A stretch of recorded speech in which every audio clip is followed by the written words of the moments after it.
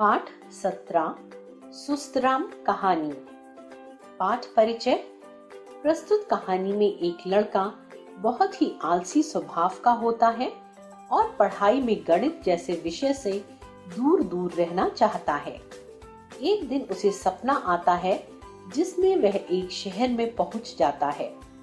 वहां उसके साथ घटी घटना उसे एक सबक सिखाती है और वह मन लगाकर पढ़ाई करने का प्रण लेता है।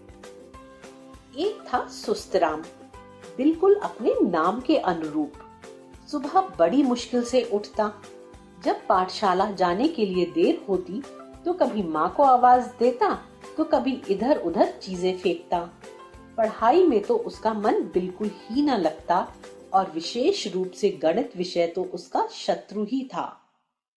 जब कभी कक्षा में गुरुजी डांटते तो जोड़ना घटाना कर लेता, परंतु गुणा भाग के सवाल शुरू होते ही उसे नींद आ जाती और उसके चारों ओर गणित के सवाल घूमने लगते।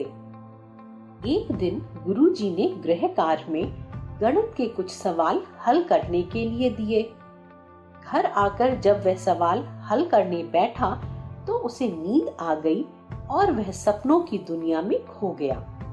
सपने में उसने देखा कि वह एक ऐसे शहर में पहुंच गया है जहां पर किसी को गणित नहीं आता।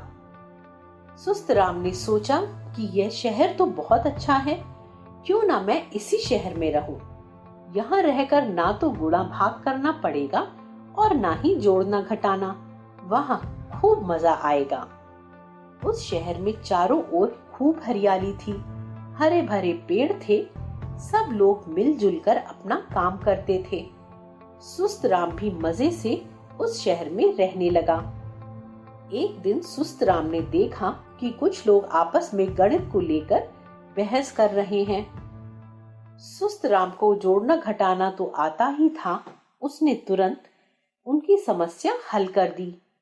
धीरे धीरे बात राजा के कानों तक पहुंच गई। राजा ने उसे दरबार में बुलाया और अपना दरबारी बना लिया। अब तो सुस्तराम के राजसी ठाट बाट थे। वह शानदार पोशाक पहनता, सोने के हार, हीरे की अंगूठियां उसके तन की सुंदरता बढ़ाती। बड़े मजे से उसके दिन बीतने लगे। राजमहल में गिनती से जुड़े जितने भी झगड़े आते वह उन्हें तुरंत सुलझा देता। धीरे धीरे राजा को सुस्तराम पर बहुत विश्वास हो गया। उन्होंने सुस्तराम को खजांची बना दिया। सुस्तराम ने खजांची का कार्यभार ले तो लिया, परंतु उसे गुणा भाग करना तो आता ही नहीं था। जहां भी गुणा भाग की समस्या आती वह उसे अनदेखा कर देता। किसी को भी गणित आता नहीं था, इसलिए सुस्तराम से कोई कुछ कहता भी नहीं था। परंतु धीरे धीरे सुस्तराम की मूर्खता से राजकोष खाली होने लगा। मंत्री जी ने जब राजकोष देखा तो उन्हें चक्कर आ गया। सभी उन्हें संभाल कर राजा के पास ले गए। राजा ने पूछा, मंत्री जी क्या बात है? मंत्री संभलते हुए बोले, महाराज, राजकोष खाली हो रहा है। राजा ने हैरान होकर पूछा, पर कैसे? मंत्री बोले, महाराज, इसका हिसाब तो खजांची ही दे सकते हैं। राजा ने तुरंत खजांची सुस्तराम को दरबार में बुलवाया और उससे हिसाब मांगा। अब बेचारा सुस्तराम अगर मगर करने लगा, क्योंकि हिसाब लगाना तो उसके बस की बात नहीं थी।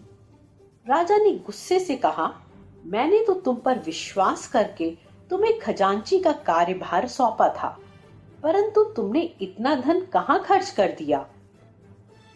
सुस्तराम राजा के प्रश्न का कोई उत्तर नहीं दे पाया। उसने वहां से भागने में ही अपनी भलाई समझी। वह तुरंत राजमहल से भागने लगा, परंतु राजा के सैनिकों ने उसे पकड़ लिया और कारागार में डाल दिया। बेचारा सुस्तराम रोया, चिल्लाया, पर उसकी किसी ने नहीं सुनी। घबराहट में उसकी आंखें खुल गईं। वह बिस्तर से उठकर बोला, अरे, मैं तो सपना देख रहा था। परंतु अब सुस्तराम को अपनी गलती का एहसास हो गया था। उसने प्रण किया कि अब वह कभी गणित से दूर नहीं भागेगा और मन लगाकर पढ़ाई करेगा।